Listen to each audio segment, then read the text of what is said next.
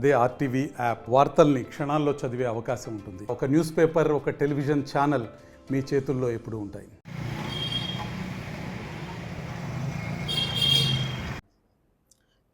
ఈ రోజున చాలా మంచి శుభదినం అని చెప్పి రాష్ట్ర ప్రజలకు అందరికీ కూడా తెలియజేస్తా ఉన్నాను.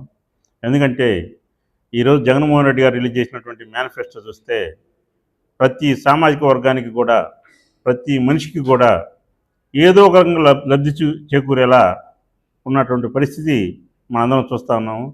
ఈ మేనిఫెస్టోలో ప్రతి అంశం కూడా క్లియర్గా మెన్షన్ చేసిన పరిస్థితి ఉంది. అదే టీడీపీ వాళ్ళు మేనిఫెస్టో ఇస్తే ఎట్లా ఉంటుందంటే ఏది క్లియర్గా ఉండదు, ఏది అడ్డదిడ్డంగా ఉంటాయి. అందువలన మన మేనిఫెస్టోకి చాలా ప్రేక్షకాదరణ పొందిందని చెప్పి తెలియజేస్తూ ఉన్నాను. ఈ మేనిఫెస్టోలో ముఖ్యంగా వైద్య రంగానికి కానీ, విద్యారంగానికి కానీ, అవ్వాతాతలకు కానీ పెద్దపీట వేసినటువంటి పరిస్థితి మనందరం గమనిస్తూ ఉన్నాం. రాబోయే కాలంలో జగన్మోహన్ రెడ్డి గారు ప్రతి ఒక్కటి కూడా క్షుణ్ణంగా పరిశీలించి రాష్ట్ర బడ్జెట్ను కూడా దృష్టిలో పెట్టుకొని అన్ని రకాలుగా ఏమైతే చేయగలుగుతామో అదే చెప్పారు జగన్మోహన్ రెడ్డి గారు. ఆయన అన్నది గతంలో 2019 ఎలక్షన్లో ఏమన్నాడో అవి మొత్తం 99% మొత్తం క్లియర్ చేశారు, ఇంకా ఎక్కువ చేశారు.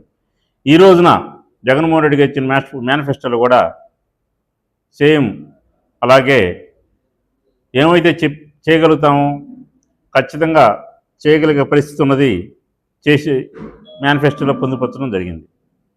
ఇంకా కొన్ని చెప్పని కూడా చేసే అలవాటు జగన్మోహన్ రెడ్డి గారికి ఉంది కాబట్టి రాబోయే కాలంలో ఇంకా ఏమేం చేస్తారో కూడా ఆయన మనసులోకి ఏమొస్తుందో కూడా మనందరికి కూడా తెలియకుండా కూడా చేసే పరిస్థితి మన రాష్ట్రంలో ఒక జగన్మోహన్ రెడ్డి గారికి ఉంది. ఇండియాలో కూడా మన జగన్మోహన్ రెడ్డికి అంత ప్రత్యేకత ఉంది. రాష్ట్రం కూడా వెనకబాటుతనం అనేది చూడకూడదని చెప్పి 5 సంవత్సరాల్లో జగన్మోహన్ రెడ్డి గారు రాష్ట్ర ప్రజలందరినీ కూడా చైతన్యవంతులు చేశారు.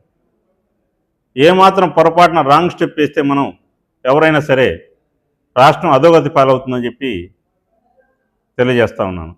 కాబట్టి మే 11 జరిగే ఎలక్షన్స్లో అందరూ కూడా, రాష్ట్ర ప్రజలందరూ కూడా, లబ్ధిదారులందరూ కూడా, అవ్వాతాతలందరూ కూడా కులాలకు అతీతంగా, మతాలకు అతీతంగా ఫ్యాన్ గుర్తుపై ఓటు వేసి జగన్మోహన్ రెడ్డి గారిని అత్యధిక మెజార్టీతో, అత్యధిక సీట్లతో సీఎం చేసి సీఎంగా ప్రమాణ స్వీకారం చేసేదాకా రాష్ట్ర ప్రజలందరూ కూడా ఒక సైనికులాగా పనిచేయాలని చెప్పి కోరుకుంటూ సెలవు తీసుకుంటున్నాను. పెన్షన్లు వచ్చేటప్పటికి 3,500 చేసే పరిస్థితి మేనిఫెస్టోలో పొందుపరిచి ఉంది.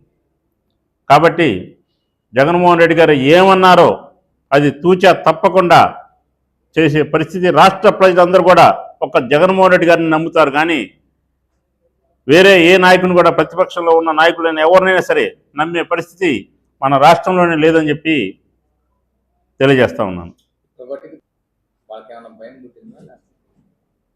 రాబోయే కాలంలో జరిగే ఎలక్షన్స్లో జగన్మోహన్ రెడ్డి గారు మేనిఫెస్టో రిలీజ్ చేశారు.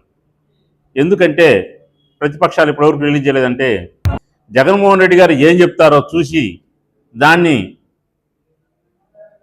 2 రెట్లు 3 రెట్లు ఎక్కువ చేసి చెప్పి ఓట్లు జనం పిండి ఓట్లు వేయించుకోవడం కోసం తప్పితే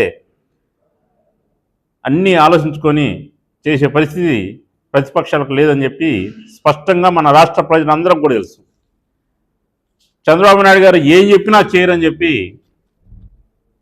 అందరికీ తెలుసు. ఇప్పుడు 2-3 రోజుల తర్వాత రేపో ఎల్లుండో టీడీపీ వాళ్ళు కూడా మేనిఫెస్టో ఇస్తారు.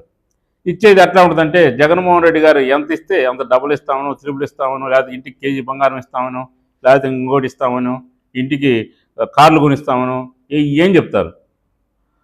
టీడీపీ ఇచ్చే మేనిఫెస్టో దేశంలో ఉన్న బడ్జెట్ మొత్తం పెట్టినా కానీ సరిపోయే పరిస్థితి ఉండదని చెప్పి ఖచ్చితంగా మన రాష్ట్ర ప్రజలందరూ కూడా తెలుసు. చెప్పినట్టు చేస్తారు, చెప్పకుండా ప్రజల కోసం ఎప్పుడు ఏదో ఒకటి పెట్టి ఏదో ఒక బటన్ నొక్కాలా, ప్రజలకు మంచి చేయాలని చెప్పి ఉద్దేశంతో జగన్మోహన్ రెడ్డి గారు ప్రయాణం చేస్తూ ఉంటారు.